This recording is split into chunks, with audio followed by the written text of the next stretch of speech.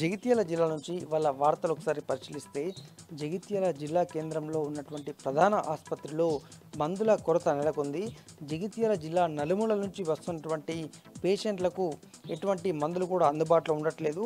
ఉదాహరణకు ఒక 5 మందులు రాసిస్తే కేవలం ఒకటి మాత్రమే అందుబాటులో ఉంటూ మిగతా మెడిసిన్ మొత్తం కూడా బయట నుంచే కొనుగోలు చేయాల్సినటువంటి పరిస్థితి ఇవాళ జిల్లా కేంద్రంలోని జిల్లా ఆసుపత్రిలో నెలకొంది. ఈ క్రమంలో ఆ పేషెంట్లకు సంబంధించినటువంటి వ్యక్తులైతే తీవ్ర ఆందోళన వ్యక్తం చేస్తున్నారు. తామంతా నిరుపేదలుగా ఉన్నటువంటి తాము బయట నుంచి కొనుగోలు చేయాల్సిన పరిస్థితి ఇవాళ నెలకొందంటూ కూడా వాళ్ళు ఆగ్రహం వ్యక్తం చేస్తూ తక్షణమే మెడిసిన్స్ అందుబాటులో ఉంచాలని బాధితులు అలాగే ఈ పేషెంట్ సంబంధించినటువంటి కుటుంబ సభ్యులైతే కోరుతున్నారు.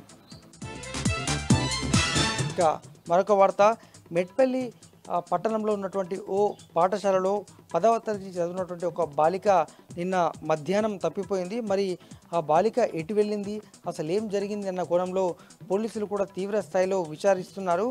సీసీ ఫుటేజ్ మెట్పల్లితో పాటు మిగతా ప్రాంతాల్లో ఆ బాలిక కదలికలు ఎటు వెళ్ళింది అన్న కోణంలో అయితే ప్రస్తుతము విచారణ అయితే కొనసాగిస్తున్నారు. మరి అసలు ఆమె తప్పిపోయిందా లేదంటే కావాలని వెళ్ళిందా అన్న కోణంలో అయితే ప్రస్తుతము విచారణ సాగుతుంది.